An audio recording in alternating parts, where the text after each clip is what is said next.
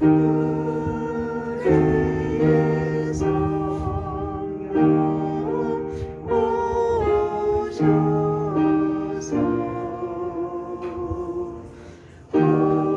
오직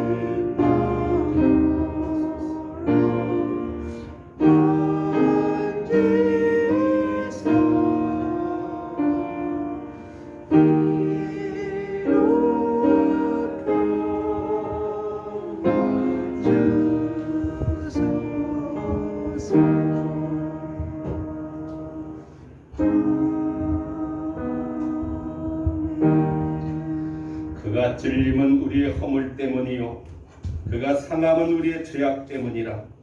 그가 징계를 받음으로 우리는 평화를 누리고 그가 채찍에 맞음으로 우리는 나음을 받았도다. 아멘. 사랑하시는 아버지 하나님, 우리는 우리의 죄와 우리의 허물로 인하여 참으로 멸망할 수밖에 없고 지옥에 갈 수밖에 없는 우리 인생을 하나님 아버지께서 불쌍히 여기사 독생자 예수를 이 땅에 보내주시고 그리고 그 모든 죄악을 담당케 하여 주심을 통하여 죄사함 얻게 하신 은혜를 감사드립니다. 그 주께서 참으로 고난을 당하신 그 고난 중환을 맞이하며 오늘도 주님 전에 나와 예배 드릴 때 우리 마음이 새롭게 하여 주옵소서. 새 속에 물들어지고 여러 가지로 상처 입은 우리들의 모든 모습들 주님 감싸주시고 보혈의 피로 씻어주시고 다시 한번 우리가 새롭게 성령으로 충만케 하시고 진리 가운데 살아갈 수 있는 저희들 되어지게 하옵소서. 아멘. 너희는 세상의 빛이라 너희는 세상의 소금이라 말씀하였지만 오늘날 교회가 이 세상의 빛과 소금이 되기는커녕 때로는 조롱거리가 되어지고 때로는 그들에게 누가 되어지는 일들을 할 때가 많이 있음을 고백합니다. 우리의 잘못을 용서하여 주시고 우리가 참으로 이와 같은 팬데믹 사태 속에서 다시 한번 우리 주님의 십자가의 의미를 생각하게 하시며 우리의 사명을 잘 감당해 나아갈 수 있는 저희들 되어지게 하옵소서. 오늘도 비록 저희들이 적은 숫자지만 마음과 뜻과 정성 다하여 예배드릴 때 하나님 영광 받아주시고 이 자리에 나온 모든 주의 거룩한 백성들에게 하나님 크신 은혜와 복으로 함께 하옵소서. 우리 구주 예수님 이름으로 기원하옵나이다. 아멘. 찬송 함께 28장 찬양 드리시겠습니다.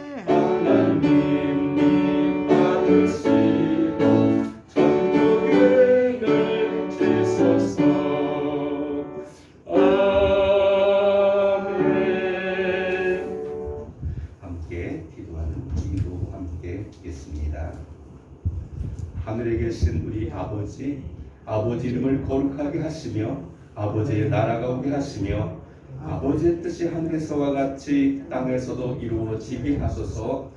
오늘 우리에게 일용할 양식을 주시고 우리가 우리에게 잘못한 사람을 용서하여 준 것 같이 우리 죄를 용서하여 주시고 우리를 시험에 빠지지 않게 하시고 악에서 구하소서. 나라와 권능과 영광이 영원히 아버지의 것입니다. 아멘. 네, 교동과 함께 책 30번 하시겠습니다.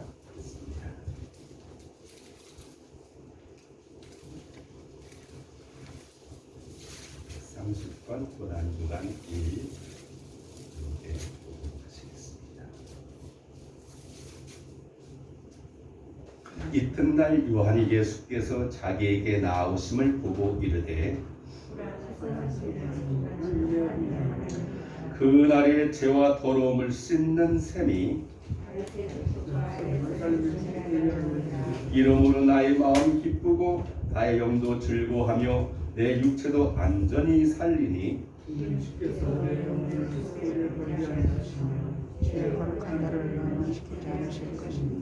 주께서 생명의 길을 내게 보이시리니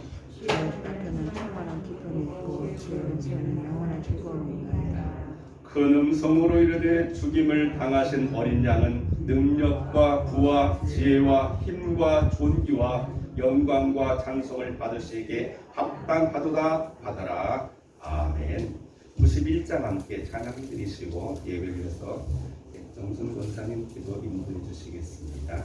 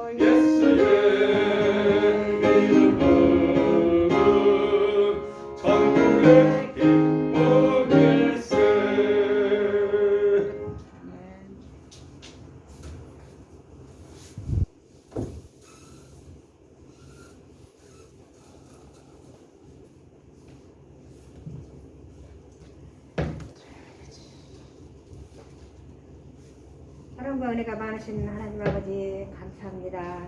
저희를 위하여 아버지 하나님 고난을 받아 하나님 사랑을 보여주신 아버지 하나님, 오늘 사순절 종료주일을 맞이하여 주님의 고난에 조금이라도 동참할 수 있게 하시니 감사를 드립니다. 또한 죄 많은 자신을 돌아보며 진정으로 회개할 수 있는 기회도 주심을 감사드립니다.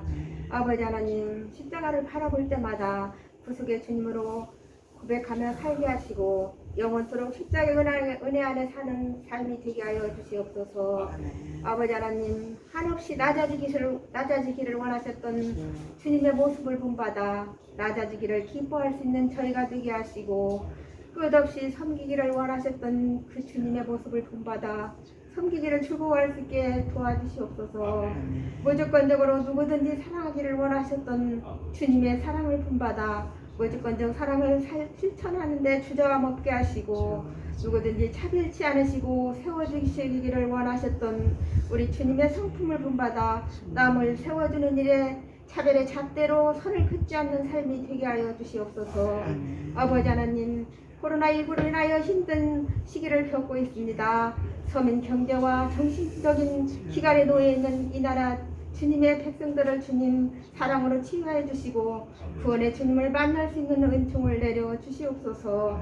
아버지 하나님, 이 시간 오늘 또 말씀 들고 서신 우리 사자 목사님, 주님 성령으로 아버지 함께해 주셔서 저희들의 말씀의 푸른 초장으로 인도하기 위해 부족함없는 아버지 목자 되게 하시고, 저희들이 그 말씀을 더불어 깨닫게 하시고, 아버지 하나님, 강팍해진 마음이 녹아질 수 있는 이 시간 되게 하여 주셔서 주님의 성령이 충만한 아버지 하나님 이 예배 시간 되게 하여 주시옵시기를 간절히 바라오고, 사랑이 많으신 우리 구주 예수님 이름 받들어 기도드렸습니다. 아멘.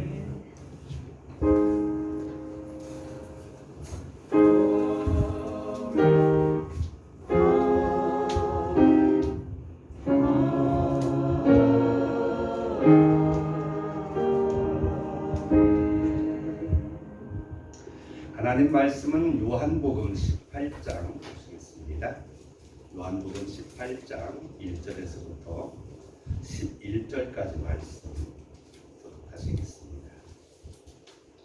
신약성경 요한복음 18장 1절에서 11절까지 말씀을 함께 하시겠습니다.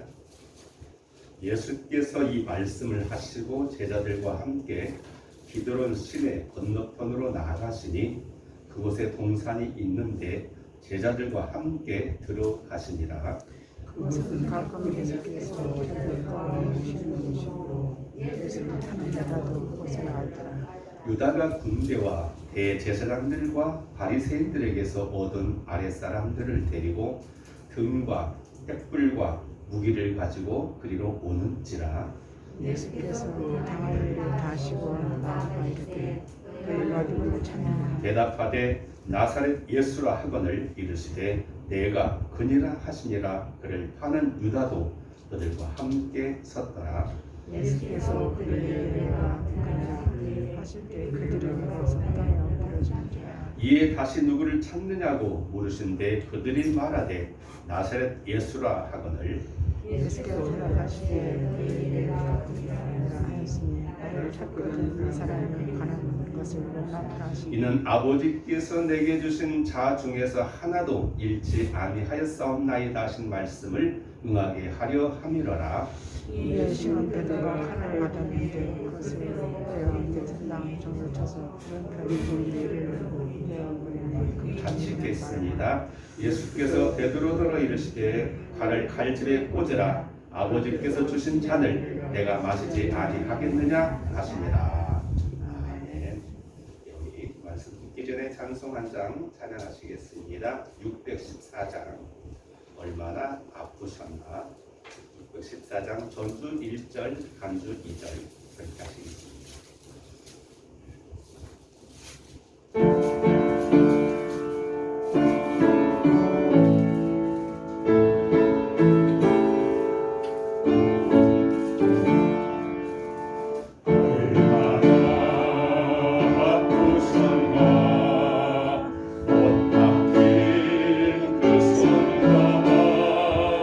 죄 없이 십자가에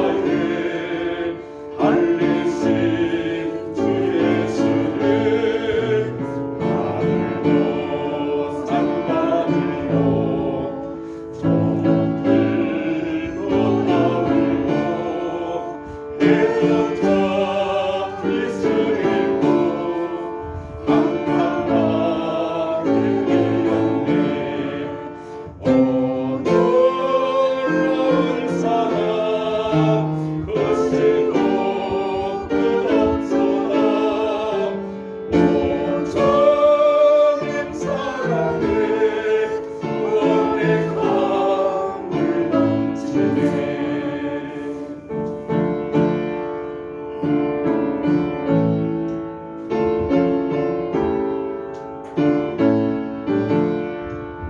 나의 죄 너희들과 우리의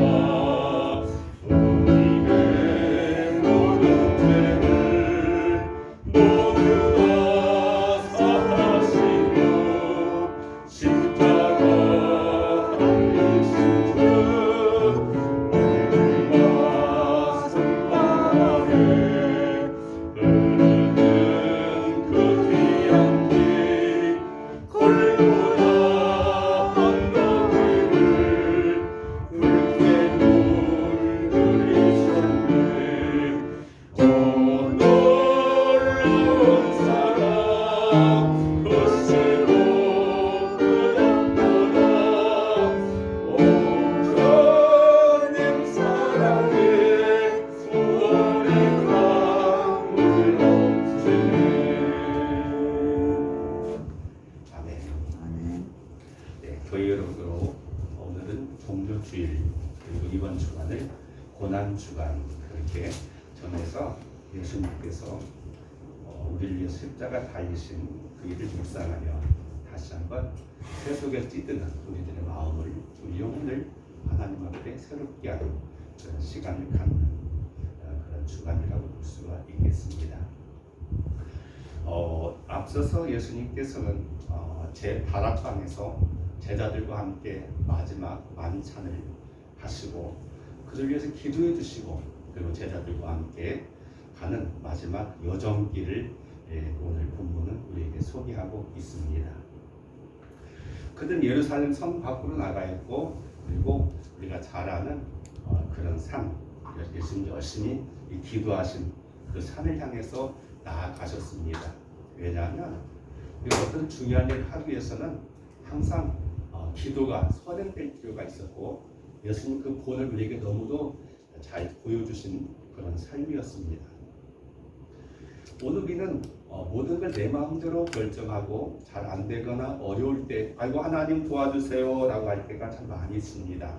그런데 예수님의 삶을 가만히 보면은 그분은 언제나 잘 알고 있으면서도 하나님 앞에 아버지 앞에 계속 기도하시면서 새 힘을 얻기를 원하였고 다시 한번 자신을 점검하는 그런 시간들을 가졌던 것을 우리가 볼 수 있습니다. 이것은 오늘 우리가 본받아야 될 그런 자세가 아닌가 이렇게 생각해 보고 있는데요. 그 겟세마네라고 하는 그런 동산을 향해서 예수님 기도하러 올라가시는 그런 본문이 오늘 보고 있는데요. 성경을 보면은 예수님은 그곳을 자주 찾으셨습니다. 그래서 군중들 속에서 피곤하고 힘든 그런 상황들을 그곳을 통해서 그분은 치료받는 시간과 휴식 시간을 그리고 하나님 앞에 기도하는 시간들을 가졌던 것을 보게 되어졌는데요. 오늘 본문 속에서 우리가 중요하게 볼 수 있는 게 뭐냐면 상당히 상징적인 의미가 있습니다. 1절에 보면은 예수께서 이 말씀을 하시고 제자들과 함께 기드론 시내 건너편으로 나가시니 이 기드론 시내라고 하는 이 시내를 건널 때 우리가 여기서 상상력을 동원할 필요가 있습니다. 지금 예수님께서 이때 넘어가는 그때의 기드론 시내는 어떤 곳이냐면은 바로 예루살렘 성전에서 수많은 희생 제물들 양들이 피를 흘립니다. 그 양을 성전에서 잡아가지고 피를 흘리게 만드는데요. 이때는 6월절 바로 전일이기 때문에 세계 각국에서 성지순례 하면서 수많은 사람들이 예루살렘에 모입니다. 그래서 수십만 명의 사람들이 각기 양을 가지고 와서 성전에 보면은 그 성전 바깥에서 그 양을 잡는 거죠. 그래서 그 피를 갖다가 흘리면 그 피가 이렇게 시내가 돼가지고 기드론 시내를 흘러내려가는 그것이 바로 그겁니다. 그러니까 그 지역에 지나갈 때 보면은 굉장히 피비린내가 나는 그런 천이었을 것입니다. 몇 시간 후면은 예수님께서도 십자가에서 피를 흘리실 그 예수님께서 그 기드론 시내를 건너갈 때 제자들이야 예수님이 가니까 그냥 따라갔지만 예수님의 심정, 예수님의 각오, 그것을 한번 생각해 보기를 원합니다. 사실 그 기드론 시내에 흘러가는 그 피는 우리 모든 사람들의 죄를 씻게 한 희생된 그런 양들의 피가 될 수밖에 없었던 것처럼, 때때로 우리는 이 세상 살아가면서 모든 것이 내가 다 알아서 하고 내가 잘나서 잘하는 것처럼 여겨지긴 하지만, 그러나 실제로는요, 우리가 모르는 그런 속에서 우리 위해서 희생한 수많은 손길들이 있었음을 우리는 항상 기억하고, 거기에 따라서 우리도 겸손하고 또 우리 할 바를 다하는 그런 자세가 필요하지 않는가라는 생각도 우리가 가져볼 수 있게 되어집니다. 예수님께서는 이미 십자가의 길, 고난의 길을 걷고 계십니다. 다만 함께하고 있는 제자들은 전혀 지금도 눈치채지 못하고, 어떻게 하면 예수님께서 권세를 잡으실 때 한 자리 나도 차지할 것인가 라고 하는 그런 욕심 속에 살아갔던 것이 당시의 제자들의 모습이었던 것을 보게 되어집니다. 예수님은 지금 한 걸음 한 걸음이 굉장히 무거운 발걸음이었고, 그리고 어떻게 이 잔을 마실 것인가에 대한 그런 고뇌도 있었습니다. 그런데 오늘 우리가 이 예수님의 모습 속에서 저는 세 가지 우리나라의 그 말을 통해서 함께 생각해 보면서 예수님 어떻게 이 어렵고 힘겨운 것을 감당할 수 있었는가, 감당하고 계셨는가에 대한 그런 말씀을 함께 생각해 볼 수 있습니다. 오늘 본문에 보면은 11절 하반부에 그런 말이 있잖아요. 아버지께서 주신 잔을 내가 마시지 아니하겠느냐. 아버지께서 주신 잔이기 때문에 그것이 어떤 희생, 어떤 고통, 어떤 대가를 치른다 할지라도 나는 마시겠다라고 하는 예수님의 그 각오와 그 다짐, 그 고백을 오늘 우리가 생각해 볼 필요가 있습니다.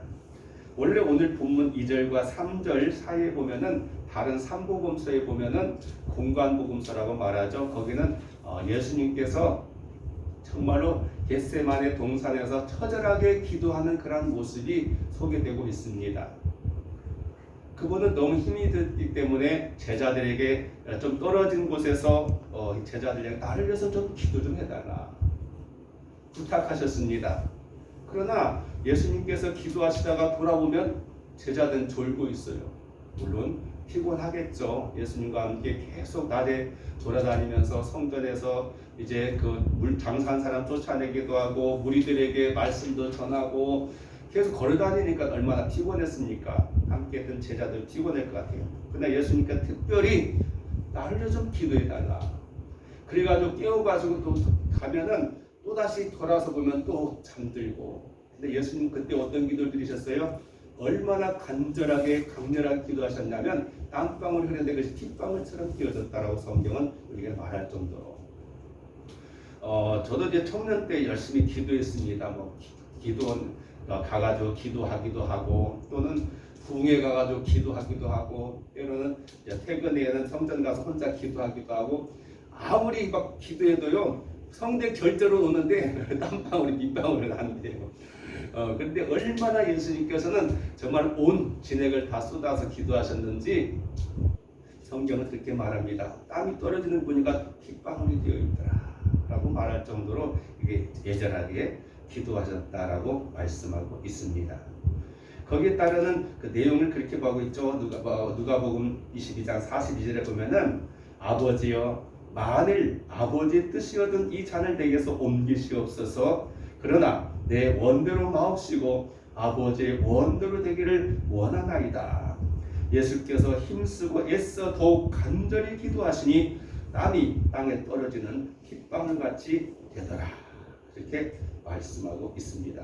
예수님께 정말로 마시기 어려운, 정말로 할 수만 있으면 어떤 차선책이 있다면 그것을 하고 싶을 정도로 애절하고 힘겨운 그런 삶이었습니다.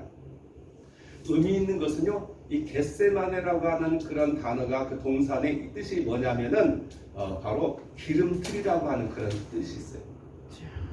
오늘 우리나라 사람도 기름 굉장히 많이 먹습니다. 참기름, 들기름 짜는 거 보면은요, 그 알을 갖다가 열심히 볶아가지고 그 틀에다 놓고 막 무거운 곳을 따면은 완전히 그 속에서 정말 기름이 나오잖아요. 이게 바로 정말 예수님께서는 이 겟세마네라고 하는 그곳에서 자기 자신이 하나의 기름돼 가지고 그냥 쥐어 짜져 가지고 그의 진액으로 우리의 모든 죄를 용서해주는 그런 일을 했던 걸 보게 되어진다고 하는 사실이죠. 물론 유대 사람들은 올리브 기름을 갖다 많이 먹습니다. 올리브 기름이 그 열매를 갖다 그다 놓고 그냥 갖다 쥐어 짜면은 기름이 줄줄줄 흐르는 것처럼 그렇게 그 자신이 그렇게 희생했던 모습을 보게 되어진다고 하는 사실이죠. 오늘 이제 말씀들을 통해서 제가 세 가지 단어를 생각하게 되는데, 하나는 뭐냐면 바로 예수님께서 기꺼이 마셨다라고 하는 기꺼이라는 말, 또 하나는 바로 홀로라고 하는 그런 단어, 그리고 또 하나는 그리고 억울함에도라고 하는 그런 단어를 통해서 예수님께서 당하신 이 고난을 어떻게 당하셨는가 라고 하는 그런 사실을 함께 살펴보면서 우리 또한 우리에게 주어진 그 길이 있습니다. 우리 각자에게 주어진 십자가의 길, 예수님께서는 그렇게 말씀하셨죠. 아무든지 나를 따라오려거든 자기를 부인하고 그리고 제 십자가를 지고 나를 따르라. 오늘 우리는 그렇게 예수님을 따르는 자라고 볼 수 있습니다. 오늘날 많은 사람들이 그 신앙의 본질을 우리가 자꾸 착각할 때가 많아요. 과거에 우리가 절에 가거나 또는 무당을 통해서 했던 것처럼 그냥 뭐 복을 받기 위해서만 우리가 신께 매달리는 것들이 많이 있는데, 우리는 그런 사람들이 아니잖아요. 예수님을 배우고 예수님을 닮고 예수님처럼 살아가길 원하는 사람들, 예수님의 제자의 도를 우리가 알고 행할 수 있는 사람이 되어야 됩니다. 그래야 되지 과거에 그런 샤머니즘 같은 그런 종교를 가지고 있으면 우리 기독교가 세상에 빛도 될 수 없고 우리 자신도 조사도 온전한 구원에 이를 수가 없게 되는 거죠. 그래서 사람들이 그걸 잘 착각하고 살아갈 때가 참 많습니다만은, 오늘 예수님께서 이렇게 어렵고 힘겨운 그런 것을 했는 걸 보게 되는데요. 이 기꺼이라고 하는 단어를 보면은요, 예수님께 기꺼이 하셨다. 사실 우리 삶을 살다 보면은 억지로 떠밀려서 하는 것이 참 많아요. 그냥 나이가 드니까 학교 가야 되고, 그래서 학교 가기를 좋아하는 애도 있지만 집에서 놀던 애들이 유치원 가거나 학교 가면은요, 그 제도 속에 갇혀 있으니까 굉장히 답답해서 안 가려고 많이 해요. 이때가 좋은데 왜 가자고 해가지고. 근데 학교 가서 물론 재밌는 시간도 있지만 가면 또 이제 그 초등학교 가면은 시험도 봐야 되고 또 그래요. 우리 때는 중학교 때도 시험 봐서 그거 가지고 막 재수도 하고 막 그랬었는데, 이 굉장히 막 그때부터 전쟁이었습니다. 그래서 막 일찌감치 나가지고 막 문제 풀어야 되고, 또 끝나면은 여유 사람들은 과외 선생 불러가지고 과외하고, 그래서 자기 원하는 중학교 가기 위해서 막 시험 보고 안 되면 떨어지면 다시 재수해가지고 가고. 그래서 난 전도에 다녔는데 우리 6학년 때 보면은요, 우리 반이 막 그 반 교실 초등학교 교실 적잖아요. 한 반에 사람이 100명 정도 됐었어요. 학생이 엄청 많았습니다. 상당히 전통이 있는 그런 학교였는데, 그렇게 하다 보니까, 그리고 또 중학교 가면 또 마찬가지 전쟁 하잖아요. 그렇게 막 힘겨운 삶을 살아갈 수밖에 없는 게 우리의 삶의 하나의 여정이라고 볼 수가 있겠는데, 우리가 주어진 이 삶을 우리가 어떻게 살아가야 되겠는가? 예수님은요, 이 어렵고 힘겨운 길을 기꺼이 하셨다라고 말씀하고 있는 거죠. 이 말은요, 자녀를 기쁜 마음으로, 자원하는 마음으로 그렇게 가셨다라고 말씀하고 계시는 것입니다. 주님은 이미 가룟 유다가 자신을 배반하고 배신하고 자기를 팔아먹을 것을 아셨고, 이미 앞서서 저녁 만찬 시간에도 그것을 말씀했었습니다. 나와 함께 그릇에 손을 넣는 자가 나를 팔 것이다. 우리 같으면은 그런 일이 있다고 한다면, 미리 사전에 알고 있는 정보가 있다면 그 일을 방기하려고 노력하죠. 왜 고난의 길을 갑니까? 편하고 쉬운 길을 가야지. 그래서 예수님은 그 길을 기꺼이 가셨어요. 예수님께서 이 종료주일에 하신 일이 뭡니까? 막 환영 속에서 예루살렘에 들어갈 때 나귀를 타고 올라가셨고, 그리고 성전에 가서 성전에 장사하는 데 막 쫓아냈어요. 근데 이것은 굉장히 당시의 세도가들에게 있어서의 그런 도전하는 자세였습니다. 그냥 가만히 있는 듯 없는 듯 그냥 살아가면 누가 뭐 시비 걸겠습니까? 뭐 그런갑다. 뭐 워낙 많은 사람이 한꺼번에 몰려오는 예루살렘에서 뭐 그럴 수도 있겠다 넘어갔을 것이. 그러나 그렇지 않았습니다. 그는 정면으로 내가 갈 길을 가겠다고 말씀하셨고, 그리고 그분 요한복음 10장에서 말씀하십니다. 내가 온 것은 섬김을 받으려는 것이 아니고 양으로 생명을 얻게 하고 우리 그들을 위해서 내가 희생하고자 왔다고 그는 분명하게 자기의 정체성에 대해서 그는 말씀하고 있어요. 오늘 우리 삶도 마찬가지입니다. 오늘 우리가 어떤 자세로 살아가는 게 굉장히 중요해요. 때로는 주부로서, 때로는 가장으로서 우리가 여러 가지 역할들이 있습니다. 근데 이것을 귀하게 감당함에 있어서 우리가 그냥 떠밀려서 하는 것보다는 당당하게 자신 있게 책임을 다하는 자세와 그냥 어쩔 수 없이 시기만 하고 아무 하면 안 되잖아요. 여러분이 농사지면서도 보면 그렇잖아요. 우리가 요즘에 농촌에 일꾼들이 적다 보니까 가족이 적다 보니까 어쩔 수 없이 외부의 사람들 불러가지고 시켜보면은요, 그냥 돈 때문에 일당 때문에 온 사람들 일하는 거하고 주인이 하는 거하고는 전혀 달라요. 그렇잖아요. 뭐 오히려 체력